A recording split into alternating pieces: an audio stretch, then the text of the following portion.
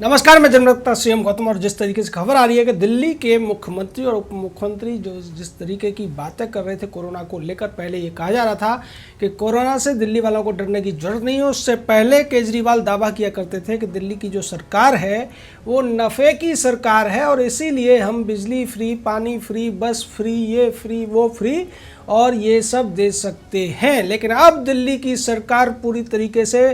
कंगाली का रोना रोती हुई दिखाई दे रही है। आज मनीष सिसोदिया जो कि नायब हैं अरविंद केजरीवाल के, उन्होंने दावा किया कि दिल्ली सरकार के पास पैसा नहीं है और हमें 7,000 करोड़ रुपए की ज़रूरत है जिससे हम कर्मचारियों को सैलरी दे सकें। इस सैलरी में उनके विधायकों की भी सैलरी शामिल है और तमाम उस स्टाफ की सैलरी भी शामिल है जो अनावश्यक रूप से दिल्ली के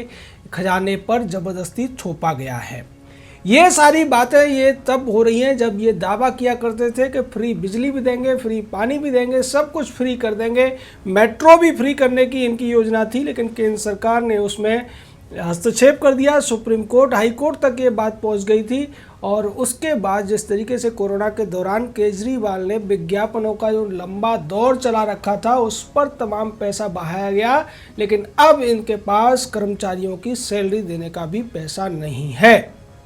वहीं दूसरी तरफ आरोप ये लग रहे हैं कि इन्होंने पिछले 2-2.5 महीने के लॉकडाउन के दौरान जिस तरीके से घोटाले किए हैं, खाना बांटने के नाम पर जो घपले किए गए हैं, क्योंकि केजरीवाल की तरफ से दावा किया गया था कि 80 लाख लोगों का खाना हम रोज़ बांट रहे हैं, जबकि हकीकत तो ये थी कि एक एक स्कूल से मुश्किल से 100 से 200 लोगों को ही खाना मिलता था। तो उस तरीके से ये कितने लोगों को खाना दे रहे थे? ज़्यादा से ज़्यादा दिल्ली में अगर ये खाना बांट भी रहे थे तो लाख से 2 लाख लोगों तक बढ़ सकता है। और इसी को लेकर विपक्ष ने भी इनसे सवाल पूछे थे, जिसका सीधा जवाब तो आम आदमी पार्टी ने कभी नहीं दिया, बल्कि विपक्ष पर भी आरोप लगा दिया राजनीति करने का। लेकिन अब जिस तरीके से ये केंद्र से पैसा मांग कर अपनी कंगाली दिखाने की कोशिश कर रहे हैं, उससे स्पष्ट हो गया है कि इन्होंने खजाने को पूरी तरह से खाली कर लिया है।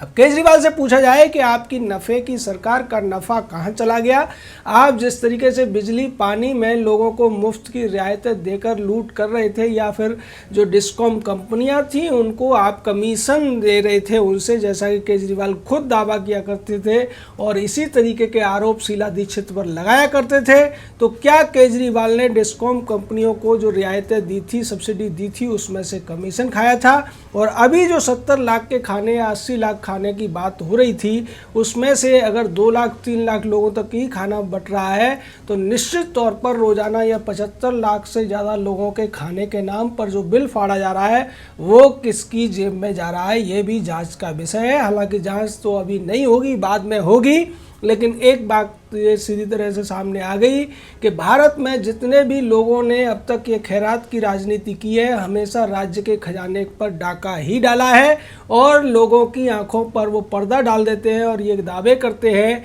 कि हमारे पास बहुत पैसा है, हम इसी तरीके से फ्री भी बांट सकते हैं, इसी तरीके से बसों में लोगों को फ्री यात्रा करा सकते हैं, इसी तरीके से बिजली पानी फ्री दे सकते हैं। लेकिन बाद में पता चलता है कि इनके पास कुछ नहीं है। अब ये जो चाल चली है केजरीवाल ने, इसके पीछे क्या कारण है वो तो अलग बात है, लेकिन यही केजरीवाल अभी 2 दिन पहले दावा कर रहे थे कि कोरोना से हम 4 कदम आगे हैं। अब ऐसा लगता है ये 4 कदम आगे नहीं बल्कि 40 कदम पीछे खड़े हुए हैं और छुपे भी हुए हैं। निश्चित तौर पर केजरीवाल जो दावा करते हैं कि अब लोगों को घबराने की ज़रूरत नहीं है, दिल्ली में केसेस बढ़ रहे हैं, उससे मत घबराइए, हमारे पास बहुत संसाधन है, हम वायरस से आगे हैं। और इसकी हकीकत तो आज फिर एक बार और खुलती हुई नज़र आ रही है जब अजय माकन ने इनसे सवाल पूछे कि आप दावा करते हैं दिल्ली में अब तक केवल 392 लोगों की मौत हुई है कोरोना वायरस से,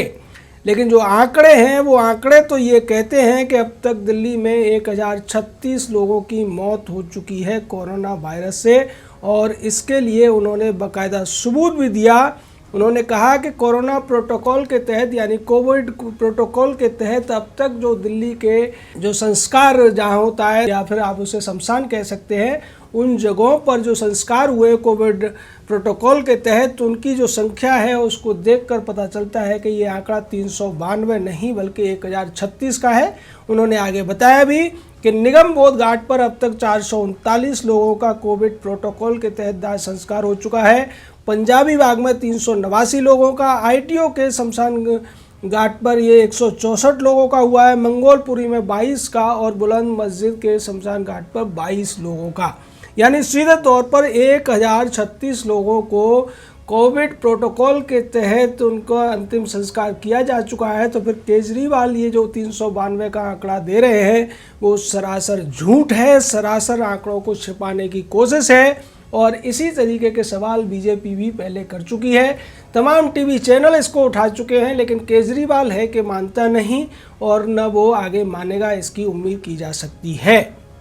तो सीधे तौर पर दिल्ली सरकार जिस तरीके से झूठ बोलकर लोगों को गुमराह करने की कोशिश कर रही है और लोगों को जो कोविड के प्रति लापरवाह बनाने की भी कोशिश कर रही है, जबकि दिल्ली सरकार को ये समझना चाहिए कि भारत के अंदर जितने भी केसेस चल रहे हैं कोरोना के या जितनी डेथ हो रही है उनमें ज़्यादातर जो केसेस हैं वो बड़े शहरों के हैं और 4 बड़े शहरों का जो आंकड़ा है वो 50% से ज़्यादा टोटल इंडिया के केसेस पे है। अभी तक जो रिसर्च सामने आया है उससे ये पता चलता है कि जिन शहरों का घनत्व 1000 से ज़्यादा है, 28,000 तक है, उन्हीं में सबसे ज़्यादा केसेस पाए गए हैं। यानी कि जहां जनसंख्या घनत्व बहुत ज़्यादा है वहां कोरोना का खतरा भी बहुत ज़्यादा है, जैसा कि मुंबई में है या ठाणे, चेन्नई या दिल्ली के अंदर है। उसके बावजूद केजरीवाल का ये कहना है कि कोरोना से डरने की ज़रूरत नहीं है, हमें कोरोना के साथ ही जीना है और हमें वो सब कुछ करना है क्योंकि हम कोरोना से 4 कदम आगे हैं। ऐसा लगता है कि केजरीवाल का जो लक्ष्य है वो पहले ये था कि अभी तक दिल्ली में 500 केसेज आ रहे हैं तो केजरीवाल ने शराब की दुकानें खुलवाकर लंबी लाइनें लगवाई और उसके बाद हमने आशंका जाहिर की थी कि कहीं केजरीवाल का लक्ष्य 1000 मरीज़ रोज़ का तो नहीं है और पिछले 3 दिनों में रोज़ाना 1000 से ज़्यादा मरीज़ नए आ रहे हैं कोरोना के। तो आप समझ लीजिए कि केजरीवाल किस तरीके की घिनौनी राजनीति पर उतरे हुए हैं।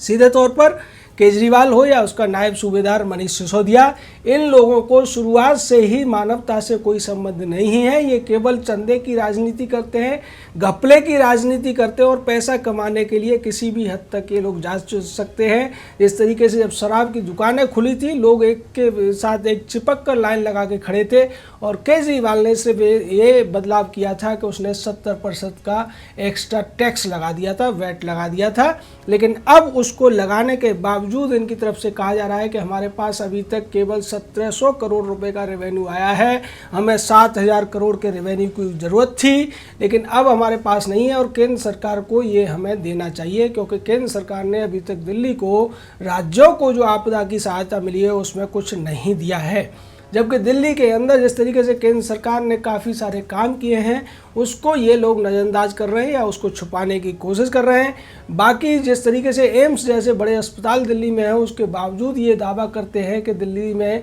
जो केंद्र की तरफ से किया जा रहा है वो पर्याप्त नहीं है, बल्कि हमारे प्रयासों से हम कोरोना को जीतने की कोशिश कर रहे हैं। और अगर देखा जाए तो केजरीवाल हो या उनका नायब हो, ये दोनों ही बाहर नहीं निकल रहे हैं क्योंकि इन्हें सबसे ज़्यादा डर सता रहा है कोरोना के फैलने का या उनको ग्रसित होने का। और जबकि दूसरी तरफ ये जनता से कहते हैं कि आप डरिए मत, अगर किसी को कोरोना पॉजिटिव पाया जाता है उसको घर में रखिए और घर में ही उसका इलाज करिए।